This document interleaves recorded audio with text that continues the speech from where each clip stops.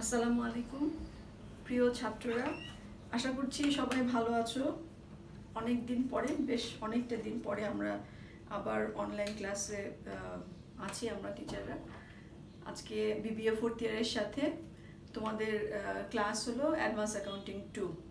নিশ্চয়ই মনে আছে আমরা valuation of goodwill and share এই চ্যাপ্টারটা আমরা পড়ছিলাম।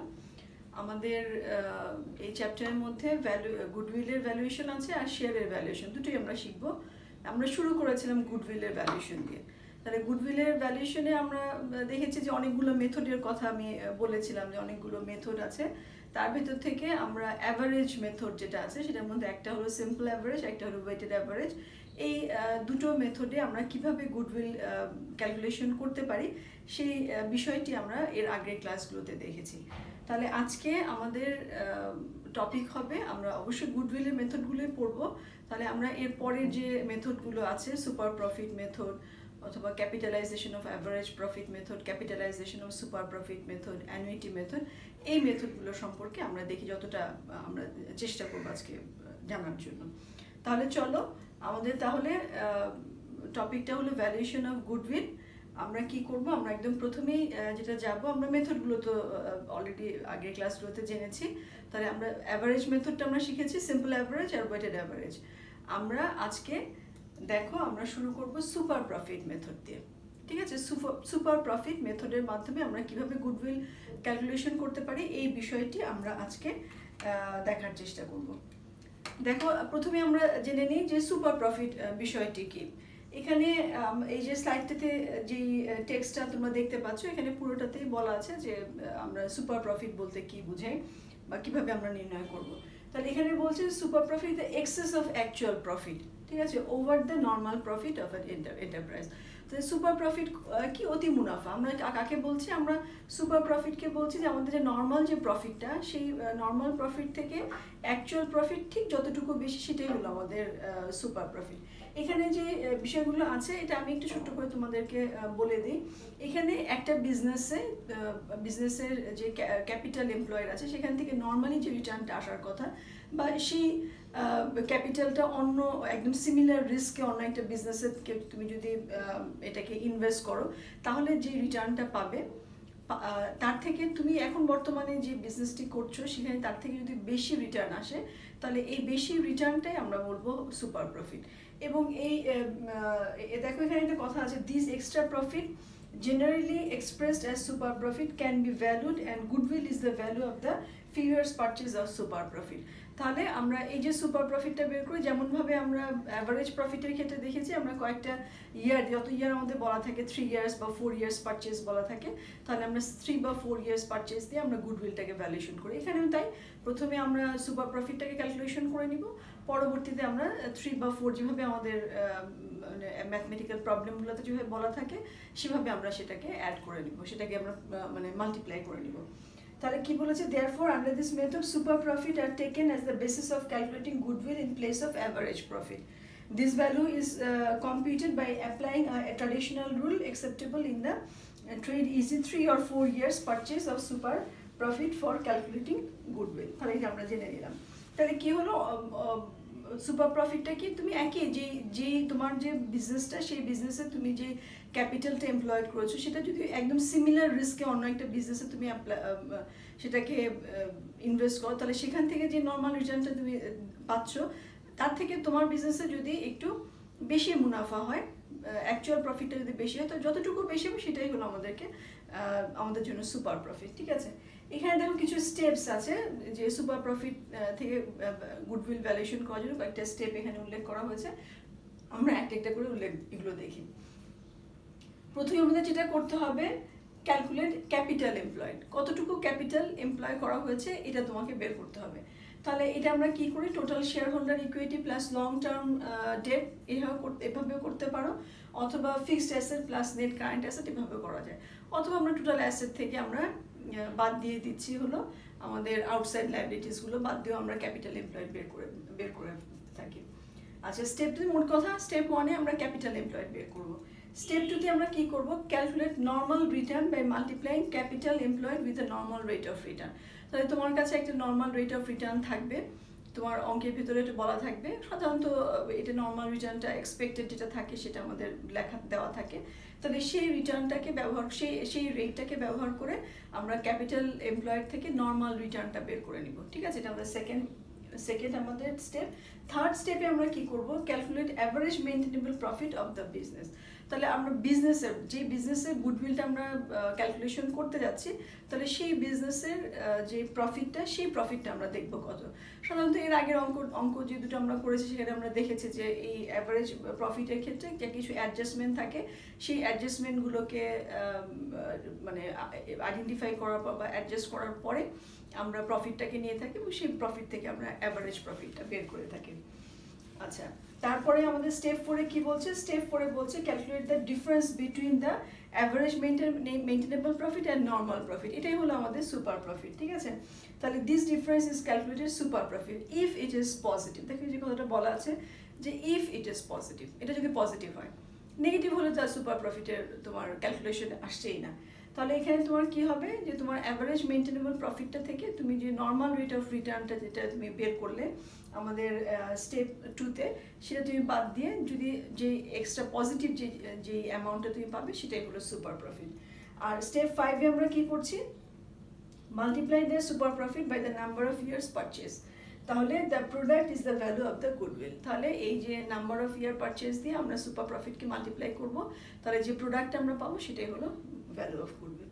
তাহলে এভাবে সুপার প্রফিটের মেথডে আমরা গুডউইল ভ্যালুয়েশন করে থাকি। এটা একটা আমাদের অনেকগুলো মেথডের মধ্যে এটা খুব কমন একটা মেথড এবং বহুল ব্যবহৃত একটা মেথড এখানে। ঠিক আছে, আচ্ছা তাহলে এরপরে আসো আমরা তাহলে একটা অঙ্ক করি সুপার প্রফিট মেথডে, আমরা একটা অঙ্ক করে ফেলি।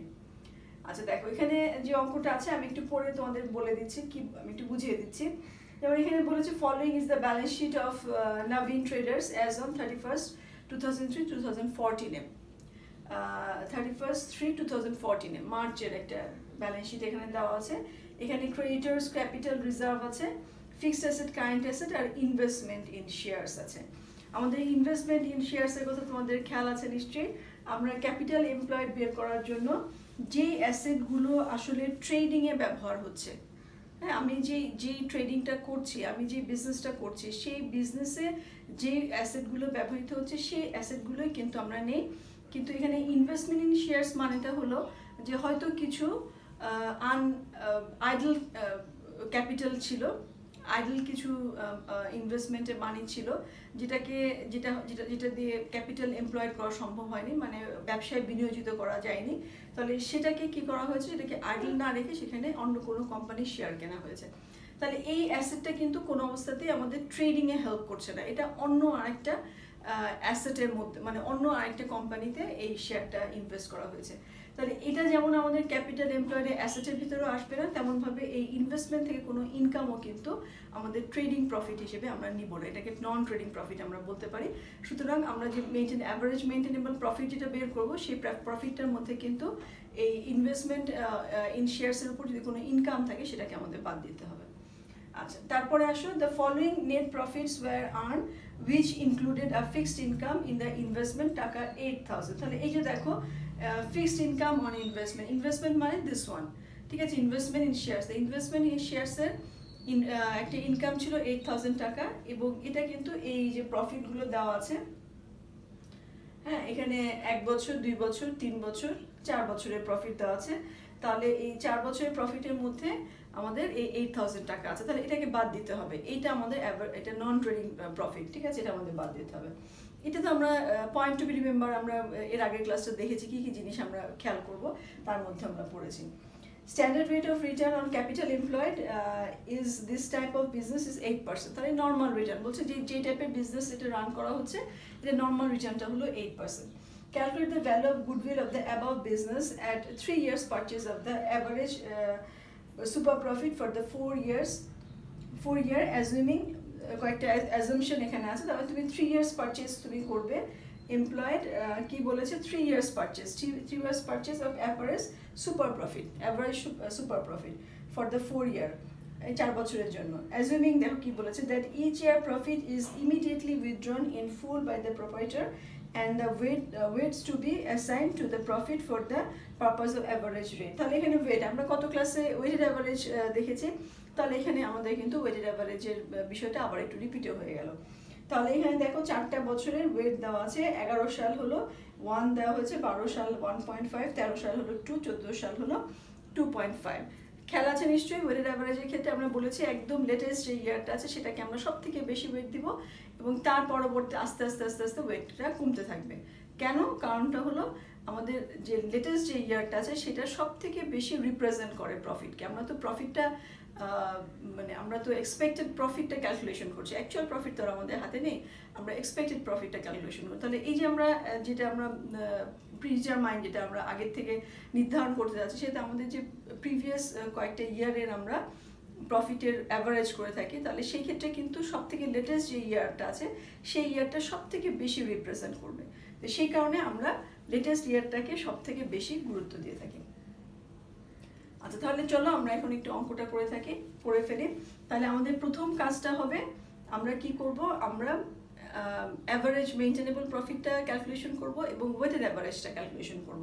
এই যে আমাদের প্রফিটগুলো দেওয়া আছে এটা তো আসলে এখানে একটু অ্যাডজাস্টমেন্ট আছে, কারণ 8,000 টাকার যে ইনকাম অন ইনভেস্টমেন্ট এটা ইনক্লুড আছে, সো এটা আমরা বাদ দিয়ে দিব এবং তার সাথে আমাদের কি করতে হবে, এই ওয়েটটাকে মাল্টিপ্লাই করতে হবে, এই প্রোডাক্টটা বের করে আমরা সেটাকে অ্যাভারেজ করতে পারবো। তাহলে চলো আমরা নেক্সট স্লাইডে যাই। আচ্ছা, এখানে দেখো আমি দুটো এখানে টেবিল আছে। তাহলে একটা প্রথমটাতে হলো ক্যালকুলেশন অফ ট্রেডিং প্রফিট। তাহলে আমাদের এখানে ট্রেডিং প্রফিটে দেখো আমাদের ইয়ার এন্ডে 31 মার্চে কি বলা আছে, 2011 সালে 1,28,000, 12 সালে 1,44,000, 13 সালে 1,72,000 আর 14 সালে 1,80,000। তাহলে এই যে আমরা প্রফিটগুলোকে বসিয়ে দিই, আমাদের 1,28,000, 1,44,000, 1,72,000, 1,80,000 টাকা আমাদের এই যে প্রফিটগুলো দেওয়া আছে। তাহলে এখান থেকে আমরা কি বাদ দিব, আমরা প্রতি বছরে 8,000 টাকা করে বাদ দিব ইনকাম অন ইনভেস্টমেন্ট। তাহলে দেখো আমাদের লেস হলো ইনকাম অন ইনভেস্টমেন্ট 8,000 টাকা প্রত্যেক বছরে। ঠিক আছে, প্রত্যেকটা বছরে আমরা 8,000 টাকা করে বাদ দিয়ে দিব। তাহলে দেখো আমরা বাদ দিয়ে আমরা কত পাচ্ছি, ট্রেডিং প্রফিট আমাদের কত আসছে, এখানে 1,20,000 টাকা আসলো, এখানে 1,36,000, ওখানে আমাদের এসছে হলো 1,64,000, তারপরে আমাদের 1,72,000। তাহলে এটা আমরা অ্যাভারেজ মেইনটেনেবল প্রফিটগুলো বিভিন্ন বছর এটা পেয়ে গেলাম, আফটার অ্যাডজাস্টমেন্ট আমরা পেয়ে গেলাম। তাহলে এরপরে আমরা কি করব, আমরা এরপরে ওয়েটেড অ্যাভারেজটা ক্যালকুলেশন করব। তাহলে এখানে আমাদের calculation of weighted average profit. তাহলে আমরা এখানে ট্রেডিং প্রফিটটাকে এখানে বসিয়ে দিই। দেখো ট্রেডিং প্রফিট আমাদের যা আসছে আমরা এখানে বসালাম। এখন আমাদের ওয়েটটাকে অ্যাড করতে হবে। তাহলে আমাদের 2011-এ ছিল 1, তারপরে 1.5, 2, 2.5, তো টোটাল হলো আমাদের 7। তাহলে আমরা যদি প্রোডাক্টটা বের করি, দেখো আমাদের প্রোডাক্ট আমাদের এখানে সেম থাকছে। এখানে আমাদের কত আসছে, 2,04,000, এখানে আমাদের আছে 3,28,000, তারপরে আছে 4,30,000, তো টোটাল আমাদের আসলো হলো 10,82,000, 10,82,000। এটা আমাদের টোটাল অ্যাভারেজ মেইনটেনেবল প্রফিট আমরা পেয়েছি আফটার মাল্টিপ্লাইং ওয়েটস। ঠিক আছে, ওয়েট মাল্টিপ্লাই করার পরে। তাহলে আমরা তো এখন অ্যাভারেজ বের করব। তাহলে অ্যাভারেজ বের করার জন্য আমাদের কি করতে হবে, আমরা নাম্বার অফ ইয়ার্স দিয়ে নর্মালি অ্যাভারেজ বের করার জন্য নাম্বার অফ ইয়ার্স দিয়ে আমরা ভাগ করি, ডিভাইডেড বাই করি। এখানে তো নাম্বার অফ ইয়ার্স দিয়ে আমরা অবশ্যই করবো না, আমরা করবো টোটাল ওয়েট দিয়ে। তাই নিশ্চয়ই মনে আছে তোমাদের এখানে আমাদের 10,82,000-কে আমরা 4 দিয়ে কিন্তু ভাগ করবো না, আমরা ভাগ করব 7 দিয়ে। তাহলে আমাদের অ্যাভারেজ মেইনটেনেবল প্রফিটটা 7 দিয়ে ভাগ করে চলে আসবে। আচ্ছা, এরপর দেখো calculation of capital employed. Capital employed আমরা বের করার জন্য আমাদের কি করতে হবে, আমাদের অ্যাসেটগুলোকে আমরা যোগ করে নিই।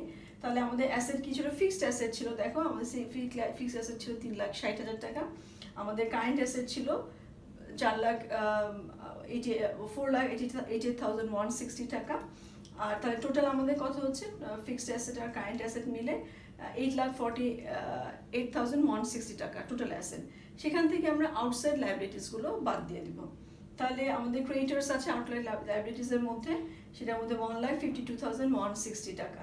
তাহলে এখন আমাদের দেখো ক্যাপিটাল এমপ্লয়েড এসছে 6,96,000 টাকা।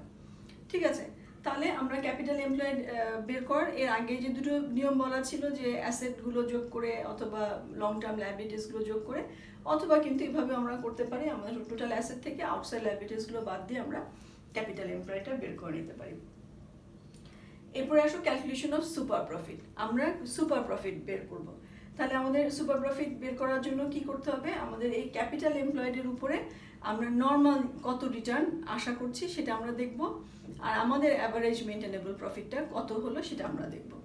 তাহলে দেখো ওয়েটেড অ্যাভারেজ প্রফিট যেটা হয়েছে আমাদের 1,54,571, তার মানে আমাদের 10,88,160 এসেছিল, সেটাকে আমরা ডিভাইডেড বাই 7 করে পেয়েছি হলো 1,54,571।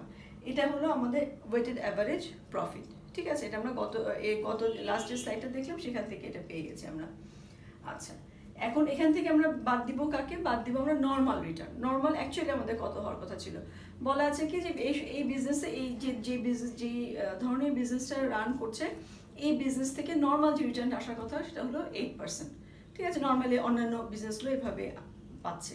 তাহলে আমাদের ক্যাপিটাল এমপ্লয়েডের উপর নর্মাল রিটার্নটা আমরা এমপ্লয় করব। তাহলে দেখো কত আছে, আমাদের স্টেপ 3-তে ছিল না এটা, normal profit at the rate of 8% on 6,96,000। ঠিক আছে, তাহলে কত এসছে দেখো 55,680, তাহলে নর্মাল রিটার্ন। তাহলে এই যে নর্মাল রিটার্ন থেকে আমার অ্যাকচুয়াল প্রফিটটা কিন্তু একটু বেশি হয়েছে, তাহলে এই ডিফারেন্সটাকে আমরা বলবো অতি মুনাফা। ঠিক আছে, বা সুপার প্রফিট। এবং এটা একটা সেন্সে কিন্তু বলা যায় যে মানে গুডউইল আছে দেখে এই অতিরিক্ত মুনাফাটা অর্জন হয়েছে, সে কারণে এটা ব্যবহার করা হচ্ছে গুডউইলের ক্ষেত্রে। তাহলে দেখো আমাদের সুপার প্রফিট এসছে 98,891। তাহলে আমরা সুপার প্রফিট পেয়ে গেলাম। এখন তো জাস্ট একটা ছোট্ট একটা কাজ, সেটা হলো কত নাম্বার অফ ইয়ার্স কত বলেছে 3। তাহলে দেখো আমরা গুডউইল ভ্যালুয়েশন করি। গুডউইল ভ্যালুয়েশন কি 3 years purchase of super profit. তাহলে 3 দিয়ে আমরা সুপার প্রফিটকে মাল্টিপ্লাই করব 98,891। তাহলে মাল্টিপ্লাই করলে আমাদের দেখো কত এসছে 2,96,673। তাহলে এই হলো আমাদের গুডউইল ক্যালকুলেশন। ঠিক আছে, সুপার প্রফিটের মাধ্যমে আমরা কিভাবে গুডউইল ক্যালকুলেশন করতে পারি সেটা আমরা শিখে নিলাম। আচ্ছা, তাহলে এরপরে চলো আমরা পরের যে মেথডটা আছে সেটাতে চলে যাই। তাহলে সুপার প্রফিট আমরা এর আগে শিখেছি অ্যাভারেজ প্রফিট, আর আমরা শিখেছি সুপার প্রফিট। অ্যাভারেজের মধ্যে আমরা শিখেছিলাম সিম্পল অ্যাভারেজ, ওয়েটেড অ্যাভারেজ আর সুপার প্রফিট। এখন আমরা ঠিক একটু উল্টা করে শিখবো। হ্যাঁ, যে আমরা অ্যাভারেজ প্রফিটের মাধ্যমে গুডউইল শিখেছি, এখন আমরা ক্যাপিটালাইজেশন অফ অ্যাভারেজ প্রফিট আমরা মেথডটা শিখবো। তাহলে capitalisation of average profit method, এখানে আমরা অ্যাভারেজ প্রফিটটাকে ধরে নিব নর্মাল রেট অফ রিটার্ন। তাহলে সেই রিটার্ন ইকুয়ালস যদি অ্যাভারেজ প্রফিট হয়, তাহলে তার বিজনেসের ক্যাপিটাল এমপ্লয়েড মানে বিজনেসের ভ্যালুটা কত, মানে ক্যাপিটাল এমপ্লয়েডটা কত, আর অ্যাকচুয়ালি ক্যাপিটাল এমপ্লয়েডটা কত, তাহলে সেখানে সেই ডিফারেন্সটাই কিন্তু তার গুডউইল হয়ে যাবে। ঠিক আছে, আসো আমরা একটা অঙ্ক করে ফেলি। আচ্ছা, আগে একটু দেখে নিই যে কি বলেছে এখানে। দেখো, under this method the business unit is valued by applying the following formula. কি ফর্মুলা দেখো, total value of the firm. Total value of the firm, এখানে স্পেলিং কিন্তু মিস্টেক আছে, IRM হবে। তাই যেটা আমি বলেছিলাম যে অ্যাভারেজ মেইনটেনেবল প্রফিট, এটা ইকুয়ালস টু আমি ধরবো হলো নর্মাল রেট অফ রিটার্ন। তাহলে এটা ইকুয়ালস যদি হয় তাহলে আমাদের মানে 8%, মানে এর আগে অঙ্কে যেমন ছিল 8%, তাহলে 8% ইকুয়ালস টু হলো অ্যাভারেজ মেইনটেনেবল পার্সেন্ট। তাহলে 100% ইকুয়ালস টু কত, ব্যাপারটা এরকম আর কি আমাদের ইউনিটারি মেথড হিসেবে। তাই total value of the farm এটা হবে অ্যাভারেজ মেইনটেনেবল প্রফিট, তাকে আমরা ডিভাইডেড বাই করবো নর্মাল রেট অফ রিটার্ন দিয়ে, ইনটু হলো 100। ঠিক আছে, এটাই হলো আমাদের ভ্যালু অফ দ্য ফার্ম। তাহলে আমরা গুডউইল কিভাবে বের করবো, গুডউইল আমাদের হবে কি যে after calculating the value of the farm is the above manner, the net asset of the business unit is deducted from this and the balance is the value of the goodwill. তাহলে net asset আমরা বের করবো, net tangible asset যেটা আমরা আছে এই net অ্যাসেটটাকে আমরা বের করবো। বের করে আমরা কি করব, এখানে যে ভ্যালু অফ দ্য ফার্ম আসলো তা থেকে আমরা অ্যাসেটটাকে বাদ দিয়ে দিব। বাদ দিলে যে অ্যামাউন্টটা থাকবে সেটাই হলো গুডউইল। তো কথাটার মানে কি হলো যে তোমার যে বুক ভ্যালু আছে, তোমার যে বুক ভ্যালু বা মার্কেট ভ্যালু যে তোমার অ্যাভেলেবেল থাকে, কোম্পানির যে নেট অ্যাসেট আছে সেটার যে ভ্যালুয়েশন, আর তুমি যে রিটার্ন পেয়েছো সেই অনুযায়ী ভ্যালুয়েশন, তাহলে কি হবে, তোমার যদি গুডউইল থাকে তাহলে ভ্যালুয়েশনটা একটু বেশি হবে এই নর্মাল রিটার্ন অনুযায়ী। তোমার যে অ্যাসেট আছে তার উপরে রিটার্ন যা হওয়ার কথা, বা সেই রিটার্ন থেকে তুমি যখন আবার ভ্যালু অফ দ্য ফার্মে আসছো তখন দেখলা যে ফার্মের ভ্যালুটা বেশি, কিন্তু অ্যাকচুয়ালি তোমার কিন্তু সেই পরিমাণে অ্যাসেট নেই। তাহলে এই গ্যাপটা কে পূরণ করবে, গ্যাপটা পূরণ করবে হলো গুডউইল। ঠিক আছে, আসো আমরা একটা অঙ্ক করি। অঙ্ক করলে যথারীতি যা হয় আমাদের বুঝতে একটু সুবিধা হয়ে যায়। তাহলে দেখো এখানে একটু কেটে গেছে। তাহলে ভ্যালুয়েশন অফ গুডউইল হলো total value of the business minus net tangible asset. আমাদের গুডউইলটাই হবে total value of the business and net tangible asset, এই দুটো ডিফারেন্সটা। আসো আমরা আরেকটা অঙ্ক করে ফেলি। আচ্ছা, এখানে দেখো কি বলেছে, asset in the value of goodwill of Suhel limited carrying on business of the following. এখানে ব্যালেন্স শিট দেওয়া আছে 30 জুন 2018-এর। এখানে পেইড আপ ক্যাপিটাল আছে 2500 শেয়ারস অফ টাকা 100 ইচ ফুললি পেইড, এটা দেওয়া আছে। ব্যাংক ওভারড্রাফট আছে, সানডে ক্রেডিটর্স আছে, এগুলো সবই হলো আমাদের outside liabilities. Provision for taxation outside liabilities. Profit and loss appropriation account, এটা আমাদের আউটসাইড লাইবিলিটিস না। এখানে আমরা দেখো গুডউইল অ্যাট কস্ট আছে, land and building at cost আছে, plant and machinery at cost less depreciation less করা আছে, ক্লোজিং স্টক আছে, বুক ডেটস আছে, less provision for bad debts, প্রভিশনটা বাদ দেওয়া আছে। তাহলে এগুলো অ্যাডজাস্ট করাই আছে, তাহলে আমরা পেয়ে গেলাম। তারপরে কি বলেছে দেখো, the company started operations in 2010 with a paid up capital as aforestated, মানে এই পেড আপ ক্যাপিটাল নিয়েই সে শুরু করেছে।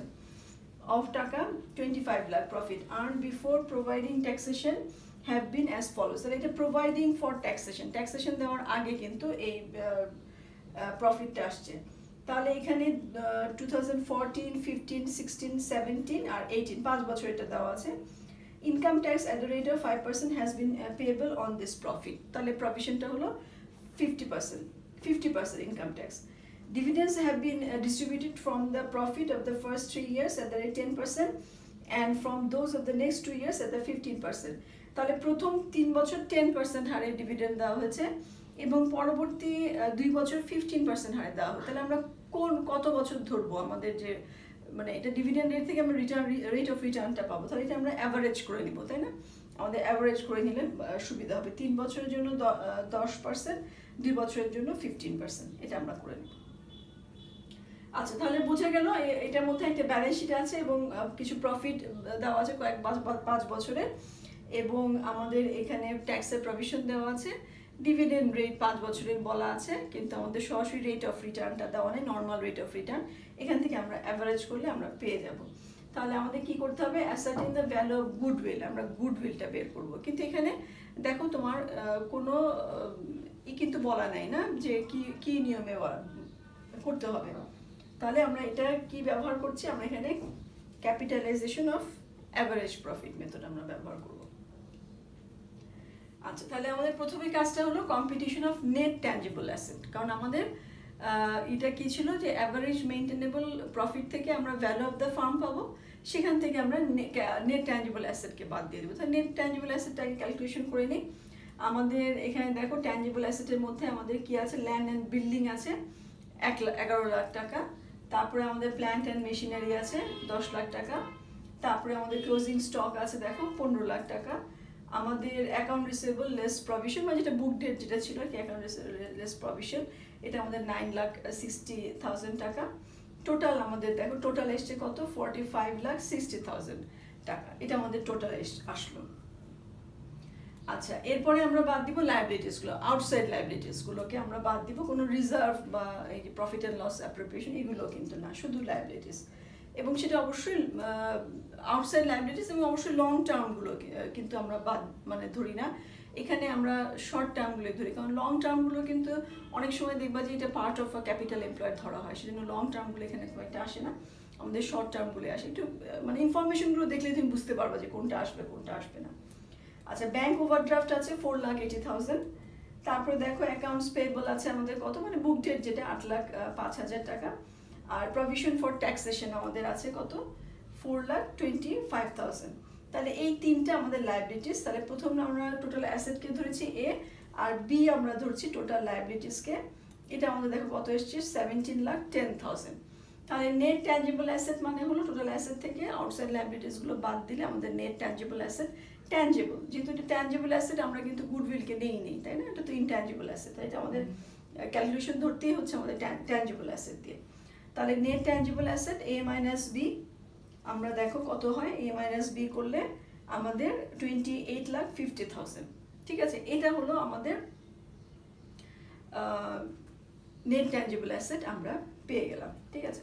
আচ্ছা, এরপরে দেখো আমরা কি করব, অ্যাভারেজ মেইনটেনেবল প্রফিট, ঠিক আছে? আমাদের যে অ্যাভারেজ প্রফিটগুলো আছে এটা, এখানে তো আমাদের অ্যাডজাস্টমেন্ট তেমন কিছু নেই, শুধুমাত্র বলা ছিল কি যে আমাদের যে প্রফিটগুলো দেওয়া ছিল সেগুলো কিন্তু বিফোর ট্যাক্স অ্যাডজাস্টমেন্ট নাই, তাহলে আমরা ট্যাক্সটাকে অ্যাডজাস্ট করবো। আমরা আলাদা আলাদা করে প্রত্যেকটা ইয়ার করতে পারি, বা আমরা প্রফিটটা বের করেও কিন্তু ট্যাক্স বাদ দিতে পারি, যেহেতু সেম অ্যামাউন্ট তেমন কোনো সমস্যা হবে না ইনশাল্লাহ। আচ্ছা, তাহলে 30শে জুন 2014 তারিখে দেখো কত, 6 লাখ। 30শে জুন 15 সালে হলো 7,50,000। তারপরে 16 সালে হলো আমাদের কত, 8,50,000। তারপরে 17 সালে হলো কত, 9,50,000। এছাড়া আছে 18 সালে কত, 8,50,000। তাহলে টোটাল দেখো কত আসে, 40 লাখ। তাহলে এই যে আমাদের 14 থেকে 18 সাল, এই পুরো 14 থেকে 18 সাল আমরা যোগ করলে আসছে হলো 40 লাখ টাকা। তাহলে দেখো আমরা যদি এখন অ্যাভারেজ প্রফিট বের করি, 40 লাখকে 5 দিয়ে ভাগ করবো, 8 লাখ হবে খুব স্বাভাবিকভাবে, 8 লাখ টাকা হলো। এখান থেকে এখন আমি প্রভিশনটাকে 50% প্রভিশনটাকে বাদ দিয়ে দিই। প্রভিশন ফর ট্যাক্স হলো 50%, তাহলে একদম 4 লাখ টাকা বাদ দিয়ে দিলাম। 4 লাখ টাকা হলো আমার অ্যাভারেজ মেইনটেনেবল প্রফিট। ঠিক আছে, প্রফিট আফটার ট্যাক্স। তাহলে যেটা বলেছিলাম আমাদের সূত্র অনুযায়ী এটা কি আমরা এটা ব্যবহার করতে পারি, বা কনসেপচুয়ালি যদি বলো এটা হলো প্রফিট আফটার ট্যাক্স 4 লাখ, এটাই হলো equals to normal rate of return. তাহলে 100%ই হবে তোমার ভ্যালু অফ দ্য ফার্ম। ঠিক আছে, আচ্ছা এখন কথা হলো আমাদের নর্মাল আমাদের রেট অফ রিটার্ন যেটা আছে সেটা আমরা কতটুকু ধরবো। আসলে ডিভিডেন্ডটাই তো আমাদের rate of return, minimum required rate of return বা রেট অফ রিটার্ন। তাহলে এখানে ডিভিডেন্ডটা 10% এবং 15% এভাবে বলা আছে। 10% হলো 3 বছরের জন্য, পরপর 3 বছর 10% দেওয়া হয়েছে, তারপর 2 বছর হলো 15% হ্যাঁ দেওয়া হয়েছে। তাহলে আমরা অ্যাভারেজ করে নিব। দেখো আমরা একটু বের করে নিই, অ্যাভারেজ ডিভিডেন্ড পেইড আমাদের কত, এই যে 10 ইন্টু 3 আর হলো 15 ইন্টু 2, এটাকে আমরা ডিভাইডেড বাই করেছি। এটা ডিভাইডেড বাই এটা বাদ পড়ে গেছে, ডিভাইডেড বাই এটা হবে 5। ঠিক আছে, ডিভাইড বাই 5, তাহলে আমাদের কত হলো 12% এসছে।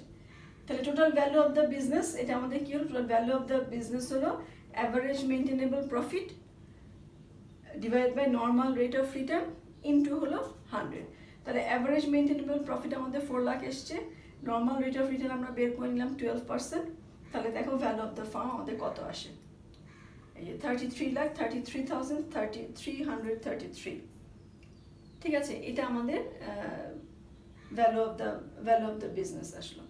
তাহলে এটা আমাদের ভ্যালু অফ দ্য বিজনেস। আর নেট ট্যাঞ্জিবল অ্যাসেট কত এসছে, নেট ভ্যালু, তাহলে গুডউইল কত, আমাদের এই ভ্যালু অফ দ্য বিজনেস থেকে আমরা বাদ দিব নেট ট্যাঞ্জিবল অ্যাসেট।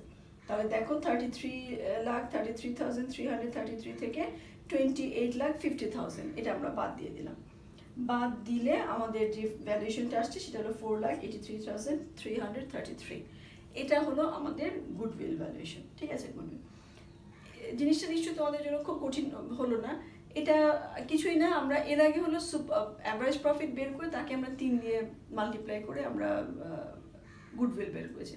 আর এখানে আমাদের যেটা হচ্ছে যে আমাদের যে অ্যাভারেজ প্রফিটটা আমরা পাচ্ছি, আমরা ধরবো যে এটাই তো, আমরা যদি নর্মাল চিন্তা করি, যে আমি চিন্তা করেছিলাম যে আমি যে ক্যাপিটাল এমপ্লয় করেছি সেটার উপরে আমি 12% হারে রিটার্ন পাবো। তাহলে আমার নর্মাল প্রফিট যদি 4 লাখ টাকা হয়, তাহলে এটা মানে 12% ইকুয়ালস টু 4 লাখ টাকা, এরকমই আমার হওয়ার কথা। কিন্তু যখন আমি দেখবো যে এই 12% ইকুয়ালস টু 4 লাখ ধরলে আমার 100% যেটা বের হচ্ছে, সেই 100% কিন্তু আবার যে নেট ট্যাঞ্জিবল অ্যাসেট আছে তার থেকে বেশি। তাহলে আমার নেট ট্যাঞ্জিবল অ্যাসেটের উপরে 12% যদি আমি ক্যালকুলেশন করতাম, তাহলে তো আমার 4 লাখ টাকা আসার কথা ছিল, কিন্তু তার থেকে আমার নেট ট্যাঞ্জিবল অ্যাসেট বেশি এসছে, মানে ভ্যালু অফ দ্য ফার্ম আমার বেশি এসছে। তাহলে এই যে নেট ট্যাঞ্জিবল অ্যাসেট আমার যা আছে, কোম্পানি যে এখন যা এক্সিস্ট করছে তার থেকে যে বেশি হলো ভ্যালু অফ দ্য ফার্ম, তাহলে এই ডিফারেন্সটাকে আমরা পূরণ করছি হলো গুডউইল দিয়ে। গুডউইলের কারণে কিন্তু আমার এই যে আমি মানে নর্মাল রেট অফ রিটার্ন থেকে একটু বেশি রিটার্ন পেয়ে যাচ্ছি। ঠিক আছে, বা আমার ট্যাঞ্জিবল অ্যাসেট থেকে আমার যে নর্মালি ট্যাঞ্জিবল অ্যাসেটের যে ভ্যালুয়েশন বা মার্কেটে আছে তার থেকে আমার বাজারে যে ফার্মের মূল্যটা সেটা একটু বেশি হয়ে গেছে। ঠিক আছে, তাহলে এটা হলো আমাদের আমরা capitalisation of average profit method. তাহলে capitalisation of super profit method, এটাও কিন্তু একদম সেম, আমরা জাস্ট উল্টো পথে যাচ্ছি, মানে ব্যাক ক্যালকুলেশন এরকম আমরা যেতে যাচ্ছি। এখানে আমরা কি করছি, under this method goodwill is calculated by the capitalisation super profit at agreed rate তখন আমরা নর্মাল রিটার্ন ইকুয়াল টু ধরেছিলাম অ্যাভারেজ প্রফিট, আর এখন আমরা এই এগ্রিড রেটটা আমরা ধরবো সুপার প্রফিট। ঠিক আছে, যে রেটে দেওয়া থাকবে এটাকে আমরা ধরবো সুপার প্রফিট। তো তার 100% কত সেটা আমরা বের করবো, তার থেকে আমরা নেট ট্যানজিবল অ্যাসেট বাদ দিয়ে দেবো। দেখো, the goodwill is calculated directly by applying the following formula. ফর্মুলাটা কি দেখো, goodwill equals to P minus R C divided by M. তাহলে দেখো পিটা কি, পি হলো অ্যাডজাস্টেড ফোরকাস্টেড মেনটেনেবল প্রফিট, আর আর হলো আমাদের normal rate of return, C হলো ক্যাপিটাল এমপ্লয়েড, আর এম হলো আমরা যে ক্যাপিটালাইজেশন যে রেশিওটা দেওয়া থাকবে সেই রেশিওটা। তাহলে সেটাকে আমরা ধরে নিব কি গুডউইল। ঠিক আছে, আচ্ছা তাহলে দেখো এখানে একটা ছোট্ট অঙ্ক আছে, আমরা একটু করে ফেলি। Problem 3, the net profit of the business after tax for the past 5 years, 3 বছর এটা দেওয়া আছে 2 লাখ, 2,12,500, 2,30,000, 2,62,500 অ্যান্ড 2,95,000, তাহলে 1, 2, 3, 4, 5 বছর দেওয়া আছে। The capital employed in the business হলো 20 lakh. The normal rate of return expected in the type of business is 10%. It is expected that the company will be able to maintain its super profit for the next 5 years. 5 বছর সে পারবে এটাকে maintain করতে। Calculate the value of the goodwill on the basis of capitalization of super profit method. ঠিক আছে, তাহলে super profit মেথডে আমরা এটা বের করতে চাচ্ছি। তাহলে দেখো আমাদের 10% দেওয়া আছে, হলো আমরা যে নর্মাল রেট অফ রিটার্নটাকে আমরা ধরছি 10%। আচ্ছা, তাহলে আমাদের এখানে ক্যাপিটালাইজেশন রেশিও তো আলাদা করে দেওয়া নেই, দেখো আমরা ওটাকে ধরে নিব 10%কে। তাহলে দেখো আমাদের এখানে আমরা অ্যাভারেজ মেইনটেনেবল প্রফিট আমরা পেলাম কত, জাস্ট আমাদের যেহেতু ওয়েট নাই তাহলে আমরা জাস্ট অ্যাভারেজ করেছি 5 দিয়ে ভাগ করে, আমাদের 12 লাখ এসছে, তাকে আমরা 5 দিয়ে ভাগ করেছি 2,40,000 টাকা। আচ্ছা, গুডউইল দেখো কি আমরা করছি, এখানে পি হলো অ্যাডজাস্টেড ফোরকাস্টেড মেইনটেনেবল প্রফিট 2,40,000, আর হলো আমাদের 10%, সি হলো আমাদের বলা আছে কত 20 লাখ, আর ক্যাপিটালাইজেশন রেশিও হলো আমাদের 10%। এখানে আলাদা করে যেহেতু উল্লেখ করা নেই, আমরা এই যেটা নর্মাল রেট অফ রিটার্ন আছে এটাকে আমরা ক্যাপিটালাইজেশন রেশিও ধরছি। তাহলে দেখো আমাদের এটা আমরা জাস্ট ফর্মুলাতে ডাটাগুলো বসিয়ে দিলে আমাদের কত আসছে, 4 লাখ টাকা। ঠিক আছে, তাহলে এভাবে আমরা ক্যাপিটালাইজেশন অফ সুপার প্রফিট মেথডে আমরা গুডউইলটা ক্যালকুলেশন করতে পারি। জাস্ট আমরা এই ফর্মুলাটা মনে রাখবো, P minus R C divided by M. P হলো এখানে অ্যাভারেজ মেইনটেনেবল প্রফিট, আর হলো normal rate of return, C হলো ক্যাপিটাল এমপ্লয়েড, এম হলো ক্যাপিটালাইজেশন রেশিও।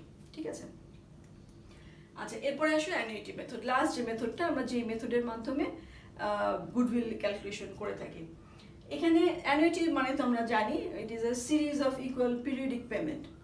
ঠিক আছে, ইকুয়াল ইন্টারভেলে ইকুয়াল একটা পেমেন্ট যে আমরা দিচ্ছি বা পাচ্ছি, যে আমরা বই না কেন তাকে আমরা কি বলছি, অ্যানুইটি বলছি। তাহলে it is a series of equal periodic payment occurring at equal interval of time.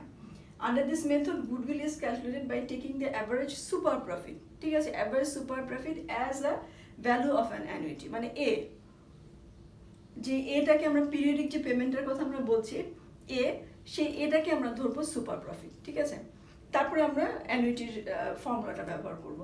আচ্ছা, over a certain number of years the present value of the above annuity, যে এটার কথা আমরা বলছি যে সুপার প্রফিট বিভিন্ন বছরে সুপার প্রফিট হচ্ছে, তাহলে তার বর্তমান মূল্যটা কত, এরকম আর কি বিষয়টা। Above annuity discounted at the given rate of interest, এখানে ডিসকাউন্টেড একটা রেট থাকে আমাদের অ্যানুইটির প্রেজেন্ট ভ্যালু বের করার জন্য, সেই রেটটা আমাদের নর্মাল রেট অফ রিটার্ন। ঠিক আছে, তাহলে বিভিন্ন বছরে প্রথম বছর, দ্বিতীয় বছর, তৃতীয় বছর, চতুর্থ বছর এরকম আমরা সুপার প্রফিটগুলোকে যখন যদি পেয়ে যাই, তাহলে সেটাকে আমাদের ইকুয়াল অ্যামাউন্ট হচ্ছে, তাহলে সেটাকে আমরা প্রেজেন্ট ভ্যালু অফ অ্যানুইটি বের করব, তাহলে সেটাই হবে আমাদের গুডউইল। এবং এই প্রেজেন্ট ভ্যালু অফ অ্যানুইটি বের করার জন্য যে ডিসকাউন্টেড রেটটা আমরা ব্যবহার করব সেটা হলো নর্মাল রেট অফ রিটার্ন। ঠিক আছে, is the value of the goodwill. এখানে দেখো, if the value of the annuity is not given, the following formula can be applied for valuing goodwill. যদি তোমার এই যে তুমি যে present value interest factor of annuity, হ্যাঁ, পিভি ইন্টারেস্ট আইএফ এ, এটা আমাদের টেবিল আছে, আমরা সাধারণত রেট দেওয়া নর্মাল রেট অফ রিটার্ন যদি থাকে আর আমাদের যদি ইয়ার দেওয়া থাকে, তাহলে আমরা কি করতে পারি, টেবিল থেকে বের করে দিতে পারি, অথবা আমরা কি করতে পারি, আমরা একটা সূত্র ব্যবহার করতে পারি, সেই সূত্রের মাধ্যমে আমরা বের করে নিতে পারি। আর এমনিতে তোমাকে যদি present value interest factor of annuity দেওয়াই থাকে, তাহলে শুধুমাত্র তুমি সুপার প্রফিটের সাথে সেটাকে মাল্টিপ্লাই করবে। দেখো এই যে আমাদের সূত্র, এখানে ভি মানে valuation of goodwill equals to A by I. এটা কিন্তু আমাদের সুপার প্রফিট, এ হলো অ্যানুইটি, এ হলো আমাদের সুপার প্রফিট, আই হলো ইন্টারেস্ট রেট, ঠিক আছে, আর এন হলো নাম্বার অফ ইয়ার্স। তাহলে এ বাদে আর যতটুকু আছে, যে এ বাদে এতটুকু, হ্যাঁ, এই পুরো অংশটুকু, এটাকে বাদ দিয়ে আর যা আছে সব কিছুই হলো কিন্তু present value interest factor of annuity, ঠিক আছে, present value interest factor of annuity. তাহলে এইটাকে, এই অ্যামাউন্টটা যদি দেওয়া থাকে, এই অ্যামাউন্টটা যদি দেওয়া থাকে, তাহলে তুমি সিম্পলি সুপার প্রফিটের সাথে present value of interest factor of annuity গুণ করলেই তোমার গুডউইলের ভ্যালুয়েশন পেয়ে যাচ্ছ। আর যদি দেওয়া না থাকে, তাহলে তোমার যে ইন্টারেস্ট রেট দেওয়া থাকবে, নাম্বার অফ ইয়ার্স দেওয়া থাকবে, তাহলে তুমি সূত্র এটা ব্যবহার করে গুডউইল ভ্যালুয়েশন করতে পারো, ঠিক আছে। তাহলে দেখো ছোট্ট এখানে একটা ছোট্ট অঙ্ক আছে, আমরা অঙ্কটা করে ফেলি। The net profit of the company after providing for taxation for the past 5 years, এটা taxation adjust করা আছে, 5 বছরের প্রফিট দেওয়া আছে। The net tangible asset in the business is টাকা কত, 4 লাখ দেওয়া আছে, on which the normal rate of return is expected to be 10%, normal rate of return. It is also expected that the company will be able to maintain its super profit for next 5 years, 5 বছরের জন্য সে এটা এইটা পাবে সে।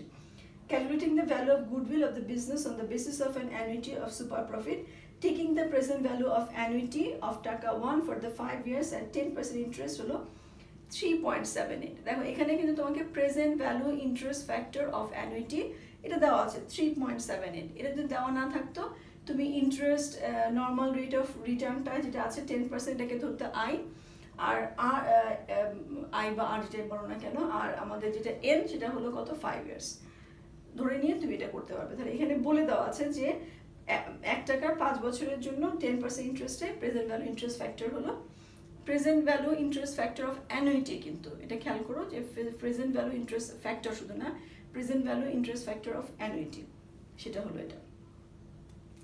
আচ্ছা আসো তাহলে আমরা করি। এখানে আমাদের প্রথমে কি করতে হবে, প্রথমে আগে সুপার প্রফিটটা বের করতে হবে, তাই না। সুপার প্রফিট দেওয়া মানে অ্যাভারেজ মেইনটেনেবল প্রফিট আমরা এখান থেকে বের করব, ক্যাপিটাল এমপ্লয়েড আছে, নর্মাল রিটার্ন আছে, তাহলে এখান থেকে আমরা সুপার প্রফিটটা বের করে নিতে পারবো। তাহলে আসো আগে আমরা অ্যাভারেজ প্রফিটটা বের করি। এখানে ফার্স্ট ইয়ারে 40,000, সেকেন্ড ইয়ারে 50,000, থার্ড ইয়ারে 30,000, ফোর্থ ইয়ারে 70,000, ফিফথ ইয়ারে 80,000, ঠিক আছে। তাহলে আমাদের টোটাল প্রফিট হলো 2,70,000।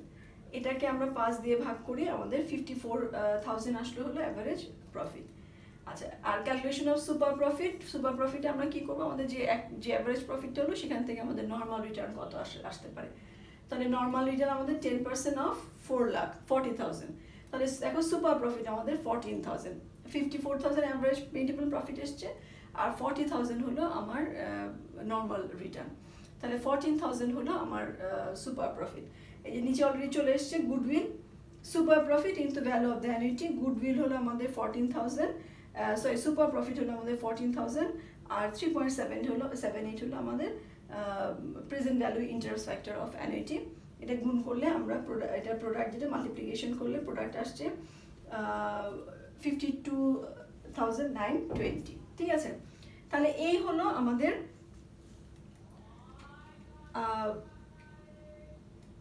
এইটা হলো আমাদের গুডউইল ভ্যালুয়েশনের মেথডগুলো। আমরা তাহলে শিখে নিলাম আমাদের গুডউইল ভ্যালুয়েশনের যে মেথডগুলো। আমরা প্রথমে পড়েছি অ্যাভারেজ মেথড, অ্যাভারেজ মেথডের মধ্যে আমরা সিম্পল অ্যাভারেজ, ওয়েটেড অ্যাভারেজ পড়েছি, এরপরে আমরা সুপার প্রফিট পড়েছি, এরপরে আমরা ক্যাপিটালাইজেশন অফ অ্যাভারেজ প্রফিট, তারপরে ক্যাপিটালাইজেশন অফ সুপার প্রফিট, আর লাস্ট আমরা অ্যানুইটি মেথডটা দেখলাম, ঠিক আছে। তাহলে এভাবে আমরা গুডউইল ক্যালকুলেশন করে থাকি।